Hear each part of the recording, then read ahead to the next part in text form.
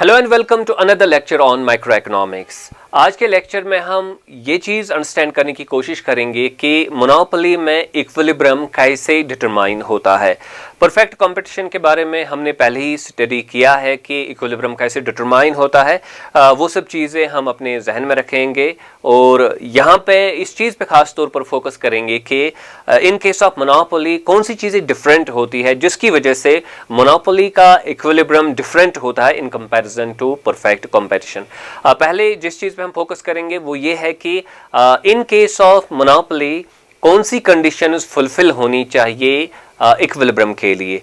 और जब हम इस पे गौर करते हैं तो हमें ये पता चलता है कि चाहे मोनोपोली हो चाहे परफेक्ट कंपटीशन हो, इक्विलिब्रियम के लिए जो कंडीशंस है जो फुलफिल होनी चाहिए वो सेम है। यानी कि अगर मार्जिनल कॉस्ट जो है वो मार्जिनल रेवेन्यू के बराबर होगा, ये पहली कंडीशन है। और फिर जो स्लोप होगा मार्जिनल कॉस्ट का वो बड़ा होगा, वो ज़्यादा होगा in comparison to the slope of the marginal revenue, तो फिर जो इक्विलिब्रियम है वो एस्टैब्लिश होता है। या दूसरी कंडीशन को हम ऐसे भी बता सकते हैं कि मार्जिनल जो कॉस्ट है वो मार्जिनल रेवेन्यू को नीचे से कट करना चाहिए।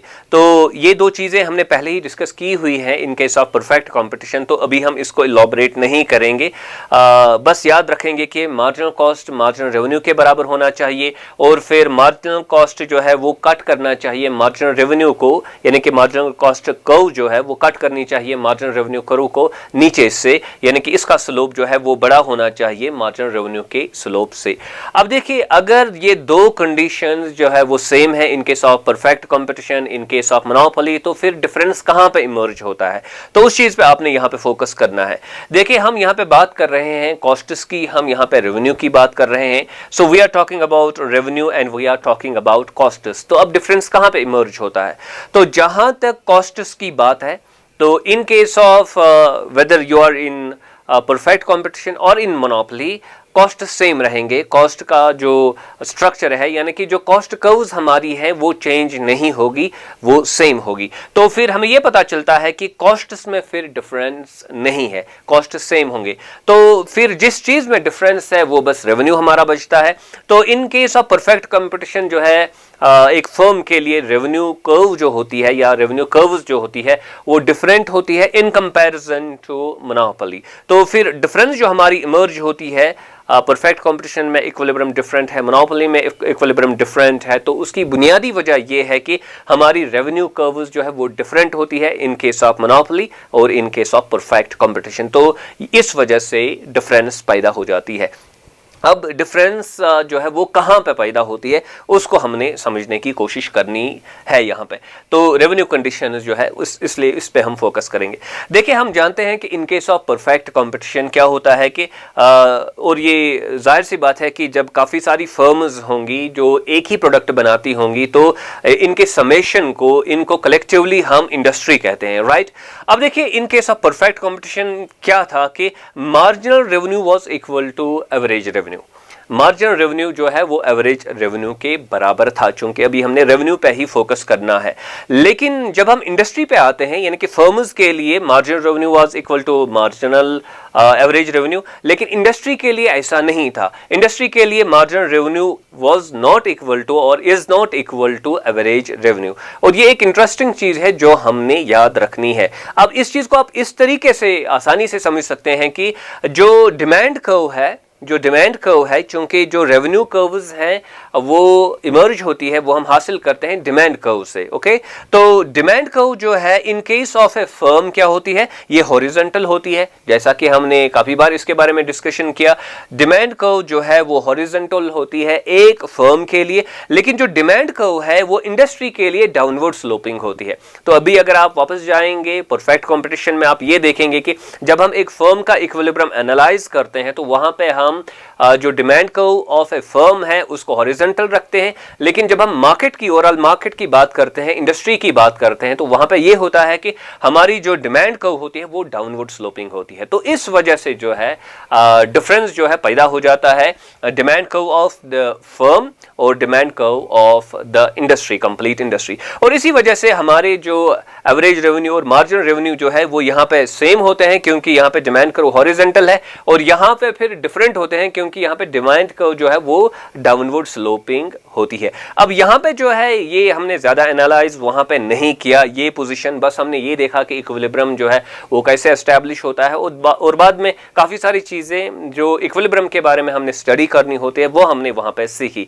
लेकिन एक इंपॉर्टेंट चीज जो हमने यहाँ पे समझनी है मोनोपोली के बारे में, वो ये है कि मोनोपोली में फर्म और इंडस्ट्री एक ही चीज है, क्योंकि जो प्रोडक्ट बन रहा है वो एक ही फर्म के जरिए से बन रहा है, और यही फर्म जो है ये एक्चुअली एक इंडस्ट्री है बजाते खुद।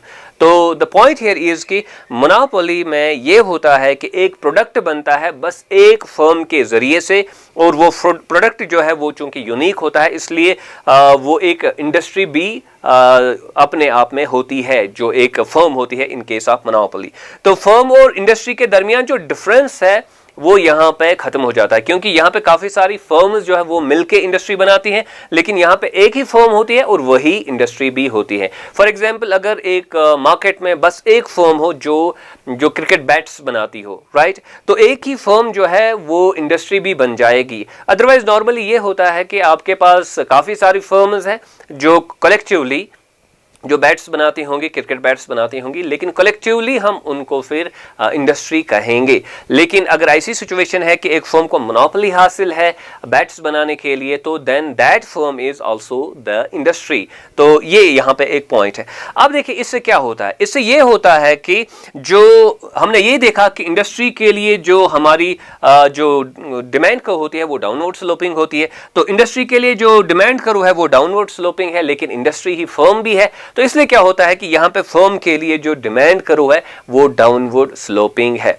तो वो हमने पहले ही जो कंज्यूमर बिहेवियर में डिमांड कर्व के बारे में हमने स्टडी किया हुआ है, तो वो चीज़ हम वहाँ से भी समझ सकते हैं। तो डिमांड कर्व एक फर्म के लिए डाउनवर्ड स्लोपिंग है, तो इसलिए अब क्या होता है, यहाँ पे marginal revenue was equal to average revenue, लेकिन यहाँ पे मार्जिनल रेवेन्यू जो है वो एवरेज रेवेन्यू के बराबर नहीं होगा, क्योंकि यहाँ पे डिमांड कर्व जो है एक फर्म के लिए हॉरिजॉन्टल है और यहाँ पे जो डिमांड कर्व है वो डाउनवर्ड स्लोपिंग है। और यही वजह बनती है कि हमारा जो इक्विलिब्रियम है in case of perfect competition वो डिफरेंट होगा और इन केस ऑफ मोनोपोली वो डिफरेंट होगा। तो अभी हम इस चीज पे फोकस करने जा रहे हैं कि डाउनवर्ड स्लोपिंग डिमांड कर्व होगी तो इससे इसका मतलब क्या है और इससे कौन से कंडीशंस पैदा हो जाते हैं, और बाद में हम इक्विलिब्रियम को अंडरस्टैंड करने की कोशिश करेंगे यहां से।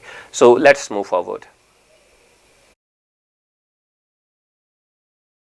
अगर आप लेक्चर नंबर 53 पे जाएंगे माइक्रो इकोनॉमिक्स में, तो वहाँ पे हमने रेवेन्यू के जो डिफरेंट कॉन्सेप्ट्स है और जो डिफरेंट कर्व्स बनती हैं अंडर डिफरेंट सिचुएशंस वो हमने इलॉबरेटली उसको हमने डील किया है वहाँ पर। तो वहाँ पे आप ये सब चीज़ें समझ सकते हैं और भी आसानी से। लेकिन यहाँ पे जिस चीज़ पे हम फोकस करेंगे वो ये है कि इन केस ऑफ मोनोपोली हमारी रेवेन्यू कर्व्स जो है वो किस तरीके की होंगी, और यहाँ पे हम एक एग्जाम्पल लेंगे, हम एक स्केड्यूल लेंगे और इसके ज़रिए से हम इसको अंडरस्टैंड करने की कोशिश करेंगे।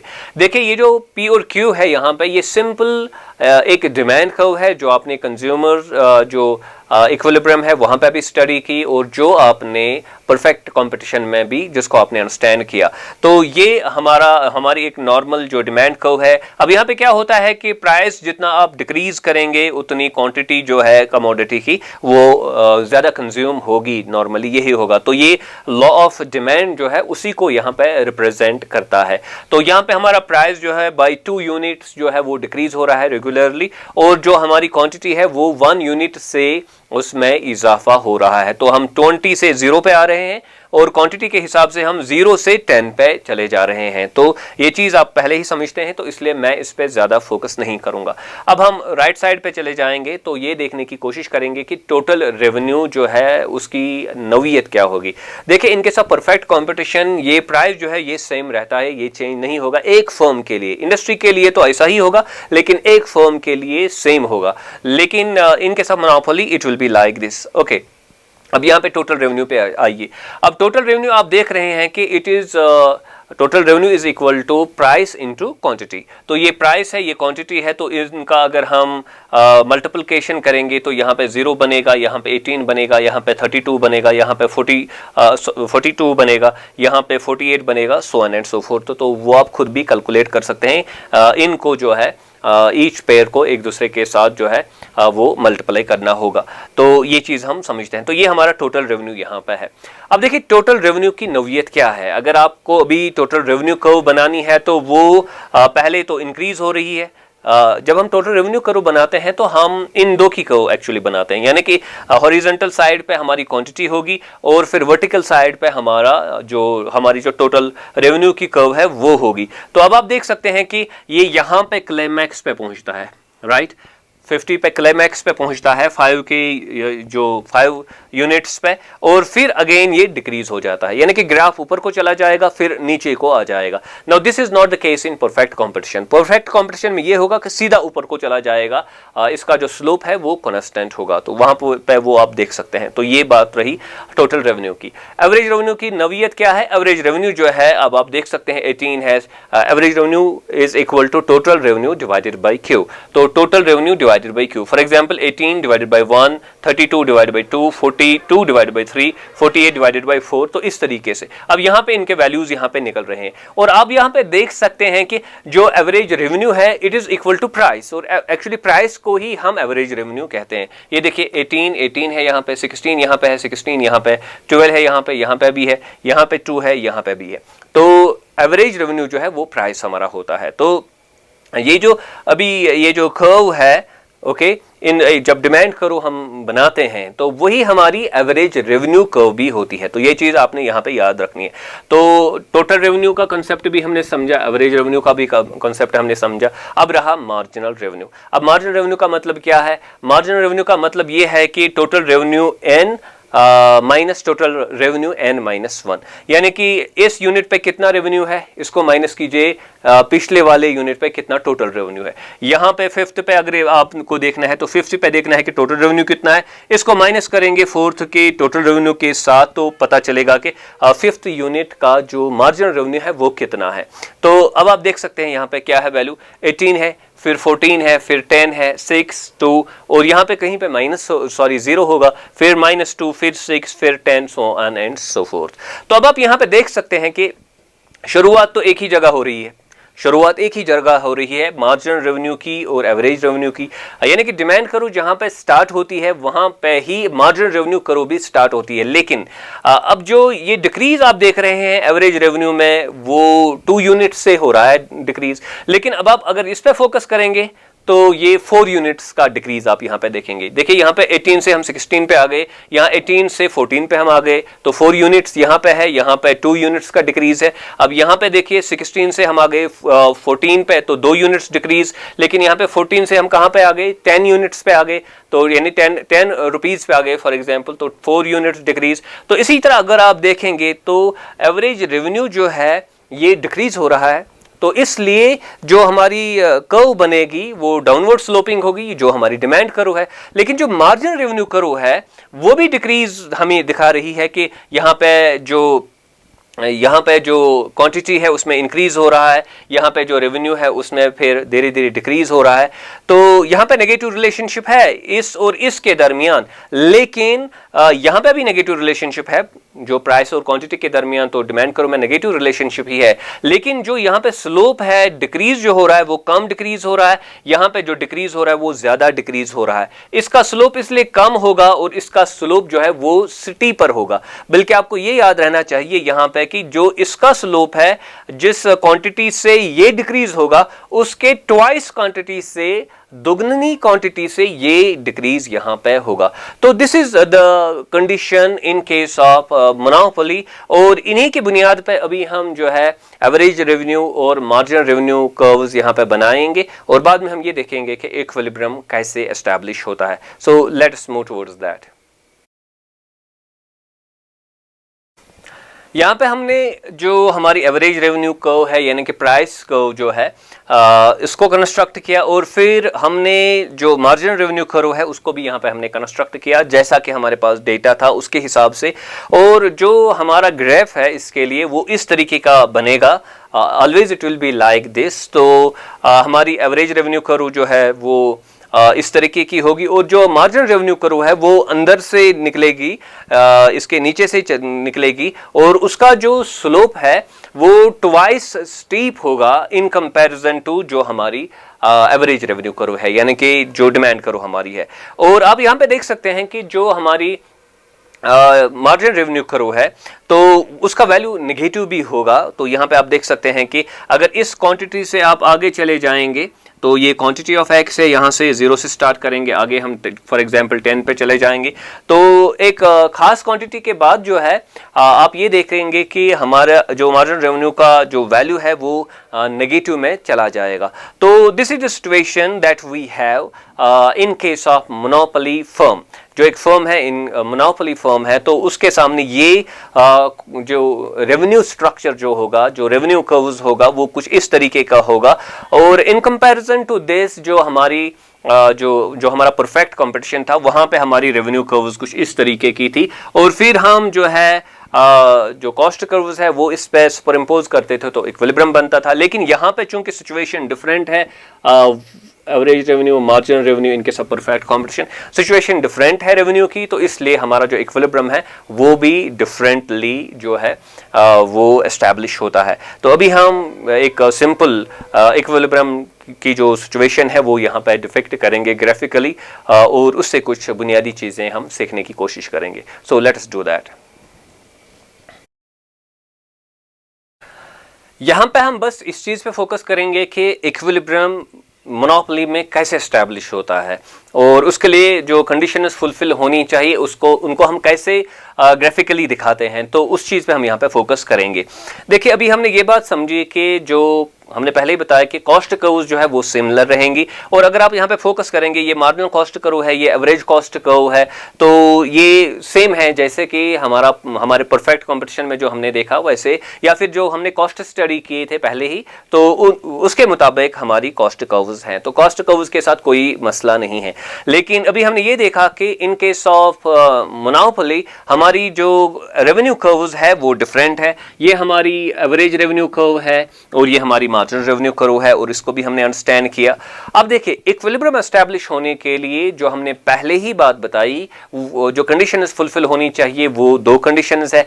एक ये कि marginal cost has to be equal to marginal revenue. अब वो कौन सा पॉइंट है जहां पे मार्जिनल कॉस्ट जो है वो मार्जिनल रेवेन्यू के बराबर है, और मार्जिनल कॉस्ट का स्लोप जो है वो मार्जिनल रेवेन्यू के स्लोप से ज्यादा है। तो अब आप यहां पे देख सकते हैं कि ये जो पॉइंट हमारा है ये हमारा मार्जिनल रेवेन्यू है, ओके, ये हमारा मार्जिनल कॉस्ट कर्व है। तो ये जो पॉइंट यहां पे है ये हमारा इक्विलिब्रियम पॉइंट है, क्योंकि यहां पे marginal cost is equal to marginal revenue, and marginal cost का स्लोप जो है वो ज्यादा है क्योंकि अपवर्ड्स जा रहा है, इसलिए ये ज्यादा है in comparison to marginal revenue, क्योंकि इसका स्लोप जो है वो डाउनवर्ड्स है।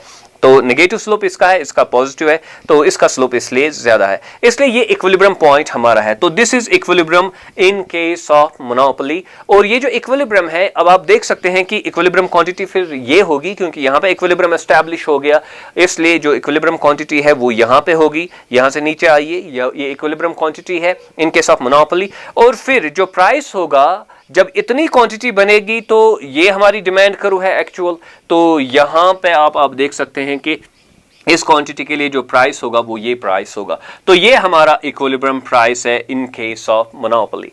और मैं आज के लेक्चर को यहाँ पे कंक्लूड करूंगा, और इक्विलिब्रियम के जो डिफरेंट फीचर्स है वो हम नेक्स्ट लेक्चर में गॉड विलिंग जो डिस्कस करेंगे। यहाँ पे बस एक बात बताना चाहता हूँ कि देखिए, ये हमने बात समझी कि ये इक्विलिब्रियम पॉइंट है हमारा, क्योंकि marginal cost is equal to marginal revenue, marginal cost का जो स्लोप है वो ज्यादा है मार्जिनल रेवेन्यू से, ये इक्विलिब्रियम क्वांटिटी होगी। और फिर ये इक्विलिब्रियम प्राइस इसलिए होगा क्योंकि इस क्वांटिटी पे यहाँ पे हमारा जो डिमांड कर्व है वहां पे इसको इंटरसेक्ट करती है, तो इसका मतलब ये प्राइस होगा। लेकिन अब बस एक चीज पे फोकस करेंगे यहाँ पे जाते जाते, और वो ये है कि देखिए, ये हमारी एवरेज कॉस्ट कर्व है। तो जब आप इस क्वांटिटी को बनाएंगे, अगरचे ये मार्जिनल कॉस्ट है, लेकिन एवरेज कॉस्ट जो होगा, यानी कि एवरेज में हर यूनिट के लिए जो आपको कॉस्ट्स बेयर करने पड़ेंगे वो इतना है, दिस मच, ओके। तो यहां पे आप देख सकते हैं कि price is much higher, price is higher than what average costs, यानी कि एवरेज जो आपका रेवेन्यू है वो ज्यादा है, ये एवरेज रेवेन्यू है, और ये एवरेज कॉस्ट्स आपके हैं, तो average revenue is greater than average costs. तो इसी वजह से फिर जो मोनोपोली में एबनॉर्मल प्रॉफिट्स जो है वो इसी वजह से इमर्ज होते हैं। तो जो इक्विलिब्रियम है मोनोपोली में, उसके क्या फीचर्स है और वहाँ से हम कौन कौन सी चीज़ें सीखते हैं, काफ़ी सारी चीज़ें हमने इसके बारे में सीखनी है, but that we leave for the next lecture, the coming lecture.